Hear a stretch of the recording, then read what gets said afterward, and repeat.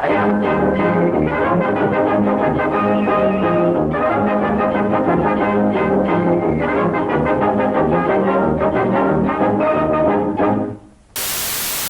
Man from the North. So now we have a Bosco cartoon that actually has a plot, at least until it retreats for 2 minutes back from its roots.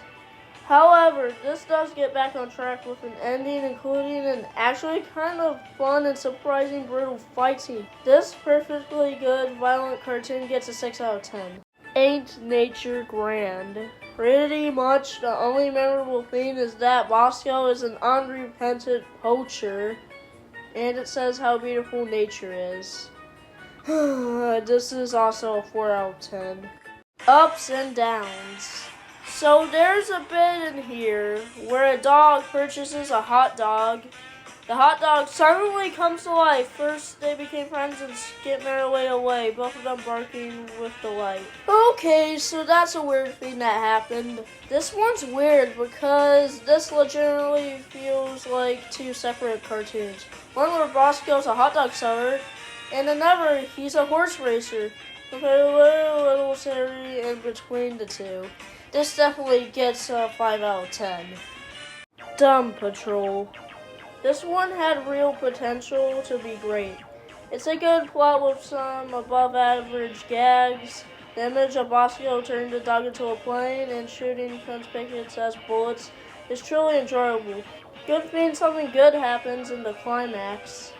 Unfortunately though, there's a musical interlude with Bosco and Honey that absolutely did not need to be here. This one deserves to be a 6 out of 10 because it's more relatable than the other ones.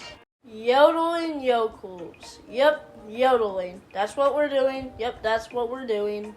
Although there is a bit where Bosco shoots an owl for no freaking reason and then laughs. Other than that, there is nothing that you can see darn better than other cartoons. Bizarrely, the cartoon keeps cutting back to scenes with a mouse playing miniature golf on Swiss cheese and really sucks at it. Maybe it was supposed to be a cutaway gag, but they forgot to include the setup line. This is a 3 out of 10. Bosco's Holiday. That word is basically just vacation in UK. Luckily, the best part is the opening where a phone and an alarm clock try to wake Bosco up. This is a 5 out of 10. The Tree's Knees. Also known as the one where a bird craps on Bosco's hat, which actually turned out to be pee. That was the only time I was even slightly engaged by this trash. This is a 2 out of 10 because it's trash! Bosco the Doughboy. This one's actually really good. Not great, but a little solid. Most of the gags work. It's tightly, it's focused, and some of them usually is kind of stupidly disturbing.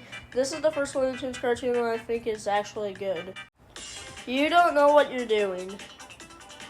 These early Merry Melodies cartoons are almost distinguished from each other, but instead of Foxy, we have another character called Piggy. Piggy and Foxy, you can't even tell them apart. Warner Bros. Is trying to make their own version of Mickey Mouse. I give this a 4 out of 10. Bosco's Soda Fountain. Again, more recycled gags, more listless plotting, and more Disney similarities. This was kind of amusing at first, but it's getting so tired now. We now get introduced to a new character named Wilbur, who is cruelly detestable. Oh yeah, we are totally back. Hitting the trail for Hallelujah Land. Yes, the first of the infamous Censored 11. For the people out there who don't know what the Censored 11 was, the Censored 11 is a group of 11 Warner Bros. Cartoons that were withheld from syndication by the United Artists due to contain offensive ethnic stereotypes that were so freaking epidemic to the cartoon that simply couldn't edit them out. And I can understand why the other 10 were picked. I have a really hard time seeing why this one in particular was singled out. Not that it matters that much. Just like the other shorts before this one, there's really nothing that much about it. Other than the fact that this short kinda ripped off Steamboat Willie. Anyway, this short had a decent skeleton animation during the graveyard scene, which means the middle part is interesting enough to watch, which helps it overcome its lackluster intro and outro. Even though this was one of the Censored 11, I would rate it a 5 out of 10. Bosco's Fox Hunt. We now have Bruno, which I think is a ripoff of Pluto. The only interesting thing about the short is that there's hints of a darker, more sophisticated sense of humor that's beginning to come out. Easy 5 out of 10.